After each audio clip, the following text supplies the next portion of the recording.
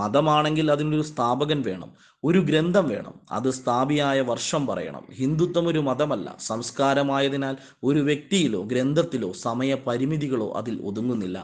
ആയിരക്കണക്കിന് ഋഷിവര്യന്മാരാൽ ആയിരക്കണക്കിന് വർഷങ്ങളെടുത്ത് ആയിരക്കണക്കിന് സംഹിതകളാൽ വിശദീകരിക്കപ്പെട്ട ഒന്നാണ് ഹൈന്ദവം അഥവാ ഭാരതീയ സംസ്കാരം.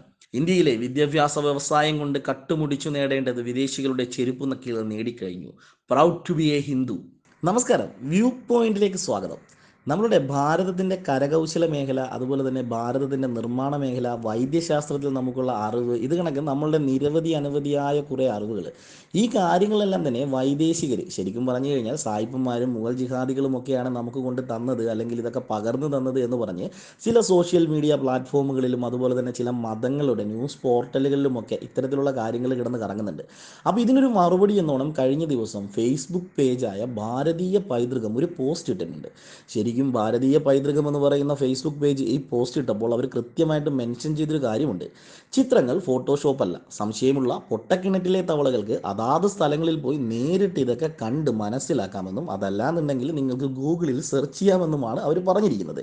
എന്തായാലും ഭാരതീയ പൈതൃകം എന്ന് പറയുന്ന ഫേസ്ബുക്ക് പേജ് ഇട്ട ഈ ഒരു പോസ്റ്റ് ശരിക്കും ജനങ്ങൾക്ക് ഒരുപാട് ഉപകാരപ്രദമായ അറിവുകൾ നൽകുന്നതിനും അതുപോലെ തന്നെ നമ്മളുടെ പൈതൃകത്തെക്കുറിച്ച് മനസ്സിലാക്കുന്നതിനുള്ളൊരു ഉപാധിയും ആയതുകൊണ്ട് തന്നെ ഇതിനെക്കുറിച്ചൊരു വിവരണം നൽകുകയാണ് വ്യൂ പോയിന്റ്. അവരുടെ ഫേസ്ബുക്ക് പോസ്റ്റ് എങ്ങനെയാണ്: സായിപ്പന്മാരും മുഗൾ ജിഹാദികളും വന്നതിന് ശേഷമാണ് ഇന്ത്യക്കാർ കോണകം ഉടുക്കാൻ പോലും പഠിച്ചത് എന്ന് പറയുന്ന വത്തിക്കാൻ സന്തതികളും താലിബാനികളും അറിയുക. അതിനുശേഷമാണ് അവർ ഈ പറയുന്ന കാര്യം മെൻഷൻ ചെയ്തിരിക്കുന്നത്. ഇതിൽ കൊടുത്തിരിക്കുന്ന ചിത്രങ്ങൾ ഫോട്ടോഷോപ്പ് അല്ല, സംശയമുള്ള പൊട്ടക്കിണറ്റിലെ തവളകൾക്ക് അതാത് സ്ഥലങ്ങളിൽ പോയി നേരിട്ട് പരിശോധിക്കാം. എന്തായാലും ആ ചിത്രങ്ങൾ കൂടി നമ്മൾ ഈ വീഡിയോയിൽ ഉൾപ്പെടുത്തുകയാണ്.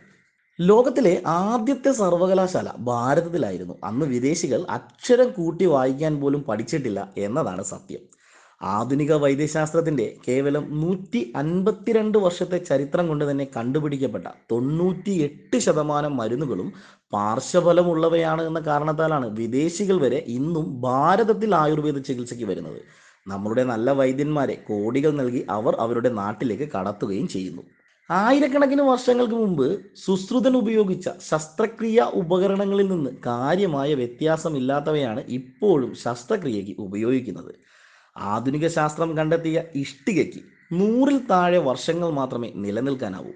ഗുജറാത്തിലെ ലോത്തലിൽ 5500 വർഷം മുൻപ് നിർമ്മിക്കപ്പെട്ട കൃത്രിമ തുറമുഖത്തിലെ 6 ലക്ഷം ഇഷ്ടികകൾക്കും ഇപ്പോഴും യാതൊരു കുഴപ്പവുമില്ല. ആധുനിക ശാസ്ത്രം പരമാവധി ടെക്നോളജി ഉപയോഗിച്ച് പണിയുന്ന നിർമ്മിതികൾ 100 കണക്കിന് വർഷം നിലനിൽക്കുന്നില്ല. ഭാരതത്തിൽ വിവിധ ക്ഷേത്രങ്ങൾ ദിനംപ്രതി ആയിരക്കണക്കിന് തീർത്ഥാടകർ വന്നിട്ടും ആയിരക്കണക്കിന് വർഷങ്ങളായി ഒരു അറ്റകുറ്റപ്പണി പോലും ഇല്ലാതെ ഇന്നും നിലനിൽക്കുന്നു. ആധുനിക ശാസ്ത്രം വെൽഡിംഗ് സാങ്കേതിക വിദ്യ കണ്ടെത്തുന്നതിന് മുമ്പ് തന്നെ ഡൽഹിയിലെ അയൺ പില്ലർ 7 ബ്ലോക്കുകൾ ഉപയോഗിച്ച് തിരിച്ചറിയാൻ കഴിയാത്ത വിധം ആയിരക്കണക്കിന് വർഷങ്ങൾക്ക് മുമ്പ് വെൽഡ് ചെയ്തിരിക്കുന്നു. എങ്ങനെയാണ് ഈ ചെയ്തതെന്ന് പോലും കണ്ടെത്താൻ ആധുനിക ശാസ്ത്രത്തിന് ഇതുവരെ സാധിച്ചിട്ടില്ല എന്നതാണ് മറ്റൊരു യാഥാർത്ഥ്യം. 16-ാം നൂറ്റാണ്ടിലാണ് പാശ്ചാത്യർ ടിൻ കണ്ടെത്തിയത്. 4600 വർഷങ്ങൾക്ക് മുമ്പ് എഴുതപ്പെട്ട യജുർവേദത്തിലെ ത്രബു എന്ന പേരിൽ ടിന്നിൻ്റെ മെറ്റലർജി ഉണ്ടായിരുന്നു. ന്യൂട്ടൺ ആകർഷണ ബലം കണ്ടുപിടിക്കുന്നതിന് മുമ്പ് ഭാരതീയ ജ്യോതിശാസ്ത്രത്തിൽ ഭാസ്കരാചാര്യൻ തൻ്റെ സിദ്ധാന്ത ശിരോമണി എന്ന ഗ്രന്ഥത്തിലെ ഭുവനകോശ വർണ്ണനം എന്ന അധ്യായത്തിൽ ആകർഷണ ബലത്തിന് നിർവചനം നൽകിയിരിക്കുന്നു. ഭൂമിയുടെ ചുറ്റളവും ആകൃതിയും ചരിവും കണ്ടുപിടിച്ച ആര്യഭട്ടൻ ഇവിടെ നിന്ന് വിവിധ ഗ്രഹങ്ങളിലേക്കുള്ള ദൂരവും കണക്കാക്കിയിരുന്നു. അപ്പോഴും ഭൂമി പരന്നതാണെന്ന് പറഞ്ഞിരുന്നവരെയാണ് ഇപ്പോൾ എല്ലാ പുരോഗതിയുടെയും പിതൃത്വം നമ്മൾ ഏൽപ്പിച്ചു കൊടുത്തുകൊണ്ടിരിക്കുന്നത്. ഭാസ്കരാചാര്യൻ ലീലാവതിയിൽ നാമനിർദ്ദേശം ചെയ്തതും യജുർവേദത്തിൽ വിശദീകരിക്കപ്പെട്ടതുമായ സംഖ്യാശ്രേണിയാണ് വ്യാപ്തിയേറിയ സംഖ്യാസമ്പ്രദായമായി ആധുനിക ഗണിതശാസ്ത്രം ഇന്നും അംഗീകരിച്ചു പോരുന്നത്. സൈൻ തീറ്റ, കോസ് തീറ്റ തുടങ്ങിയ വിവിധ സമ്പ്രദായങ്ങളും വിവിധ ഗണിത ഫോർമുലകളും കണ്ടെത്തിയത് ഭാരതീയരും പകർത്തിയത് വിദേശികളുമാണെന്ന് മാത്രം. പൈയുടെ മൂല്യം 3.1416 ആകുന്നു എന്ന് പറഞ്ഞത് നമ്മുടെ രാഷ്ട്രം തന്നെ, വിദേശികളല്ല. ജാമിതിയിലും ജ്യോതിശാസ്ത്രത്തിലും ബീജഗണിതം ഉപയോഗിക്കാൻ വേണ്ട മാർഗനിർദ്ദേശം ആര്യഭട്ടൻ കണ്ടെത്തിയതാണ്. ശാസ്ത്രീയവും ലളിതവുമായ കാലവിഭജനം കണ്ടെത്തിയത് നാം തന്നെ. ഗ്രഹണങ്ങളെക്കുറിച്ചുള്ള ശാസ്ത്രീയമായ വിശദീകരണവും ഭൂമിയുടെ ഭ്രമണത്തെപ്പറ്റിയുള്ള വിശകലനവും ഭാരതീയരുടെ തന്നെയാണ്. അന്ധതാമകിരണങ്ങൾ, ഗൗതതാമകിരണങ്ങൾ, താമകിരണങ്ങൾ തുടങ്ങിയ 3 തരം കിരണങ്ങളുടെ ആവൃത്തി അളക്കാൻ അക്കാലത്ത് ഉപയോഗിച്ച ഈ യന്ത്രത്തെ വാരണാസിയിലെ NG ഡോംഗ്രി എന്ന പ്രൊഫസർ നിർമ്മിച്ചിട്ടുണ്ട്. ഡൽഹി IITയിൽ ഉപകരണം ഇപ്പോഴുമുണ്ട്. നിർമ്മിച്ച വ്യക്തി ഇപ്പോഴും ജീവിച്ചിരിക്കുന്നുമുണ്ട്. അധിനിവേശം നടത്തിയ അലക്സാണ്ടർ ആദ്യം അന്വേഷിച്ചത് ബനാറസ് വാൾ നിർമ്മിക്കാൻ ആവശ്യമായ ഭാരതത്തിന്റെ ലോഹ സംസ്കരണ സാങ്കേതിക വിദ്യയായിരുന്നു. വിവിധ ലോഹങ്ങളുടെ മെച്ചപ്പെട്ട സംസ്കരണം ഭാരതത്തിൽ മാത്രമായിരുന്നു കുറ്റമറ്റ രീതിയിൽ അന്ന് നടത്തിയിരുന്നത്.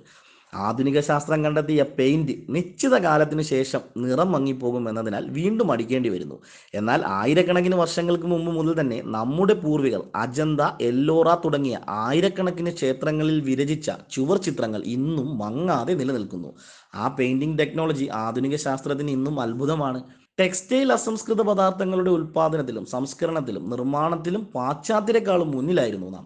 16-ാം നൂറ്റാണ്ട് മുതൽ ഇംഗ്ലണ്ടിലെ ടെക്സ്റ്റൈൽ വ്യവസായം നഷ്ടത്തിലാവാൻ കാരണം ഭാരതത്തിന്റെ തനതായ ബനാറസ്, കാഞ്ചീപുരം തുടങ്ങിയ നിരവധി ഇടങ്ങളിൽ നിർമ്മിച്ചിരിക്കുന്ന മേന്മയേറിയ തുണിത്തരങ്ങൾ തന്നെയായിരുന്നു.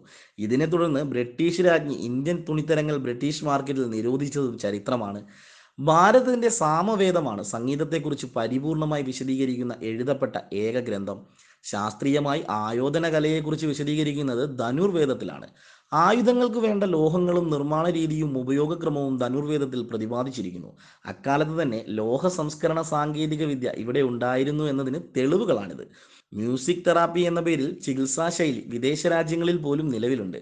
വാദ്യോപകരണങ്ങൾ, മന്ത്രധ്വനി, സംഗീതം മുതലായവ കേൾക്കുന്നതിലൂടെ 24 തരത്തിൽപ്പെട്ട ഹോർമോണുകൾ ശരീരത്തിൽ ഉൽപ്പാദിപ്പിക്കപ്പെടുന്നു. ഹാർട്ട് ബീറ്റ്, നാഡികൾ, cholesterol level, adrenaline level, thyroid level, മറ്റു തരത്തിൽപ്പെട്ട ഹോർമോണുകളുടെ കൃത്യമായ ഉൽപ്പാദനവും സന്നിവേശവും സ്റ്റെബിലൈറ്റ്സ് ആക്കുവാനും ഭാരതത്തിലെ സംഗീതത്തിന് കഴിയുമെന്നാണ് അമേരിക്കൻ ന്യൂറോ ലിംഗ്വിസ്റ്റിക് ഡിപ്പാർട്ട്മെന്റുകളിലെ ശാസ്ത്രജ്ഞർ ഗവേഷണങ്ങളിലൂടെ പ്രസ്താവിക്കുന്നത്. വിദേശ സർവകലാശാലകളിൽ ഭാരതീയ പൗരാണിക ഗ്രന്ഥങ്ങളിലെ വിവരങ്ങൾ അടിസ്ഥാനപ്പെടുത്തി ഗവേഷണം നടത്തിയാണ് ഡോക്ടറേറ്റുകൾ പലരും വാങ്ങിക്കൂട്ടുന്നത്. ചെറിയ പ്രായം മാത്രമുള്ള ബൈബിൾ 60 തവണ തിരുത്തപ്പെട്ടു. ഇന്ത്യൻ ഭരണഘടനയ്ക്കും എഴുതപ്പെട്ട ശേഷം നൂറുകണക്കിന് തവണ ഭേദഗതി വരുത്തിയിട്ടുണ്ട്. എന്നാൽ സൈക്കോളജിയുടെ അവസാന വാക്കായി അറിയപ്പെടുന്ന ഭഗവത്ഗീത 5100-ലധികം വർഷങ്ങൾക്ക് മുമ്പ് എഴുതപ്പെട്ടതാണ്. ഇന്നും തിരുത്തലുകൾ അതിൽ ആവശ്യമായി വന്നിട്ടേയില്ല.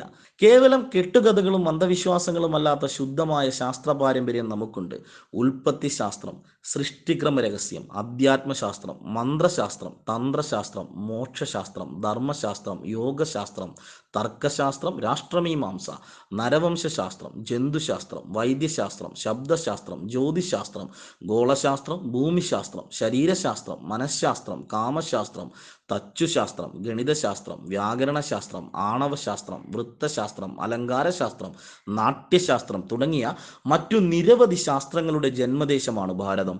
ഇതെല്ലാം വിദേശികൾ ഇന്ത്യയിൽ നിന്ന് പകർത്തിക്കൊണ്ടു പോയിട്ടുള്ളവയാണ്. ഗ്രന്ഥങ്ങൾ കൊള്ളയടിക്കപ്പെട്ടിട്ടുണ്ട്, പേറ്റന്റ് അവരുടെ പേരിൽ എടുത്തിട്ടുമുണ്ട്. മതമാണെങ്കിൽ അതിനൊരു സ്ഥാപകൻ വേണം, ഒരു ഗ്രന്ഥം വേണം, അത് സ്ഥാപിയായ വർഷം പറയണം. ഹിന്ദുത്വം ഒരു മതമല്ല, സംസ്കാരമായതിനാൽ ഒരു വ്യക്തിയിലോ ഗ്രന്ഥത്തിലോ സമയപരിമിതികളോ അതിൽ ഒതുങ്ങുന്നില്ല. ആയിരക്കണക്കിന് ഋഷിവര്യന്മാരാൽ ആയിരക്കണക്കിന് വർഷങ്ങളെടുത്ത് ആയിരക്കണക്കിന് സംഹിതകളാൽ വിശദീകരിക്കപ്പെട്ട ഒന്നാണ് ഹൈന്ദവം അഥവാ ഭാരതീയ സംസ്കാരം. ഇന്ത്യയിലെ വിദ്യാഭ്യാസ വ്യവസായം കൊണ്ട് കട്ടുമുടിച്ചു നേടേണ്ടത് വിദേശികളുടെ ചെരുപ്പു നക്കികൾ നേടിക്കഴിഞ്ഞു. Proud to be a Hindu. വിവരണത്തിന് ഭാരതീയ പൈതൃകം എന്ന് പറയുന്ന ഫേസ്ബുക്ക് പേജിനോട് കടപ്പാട്.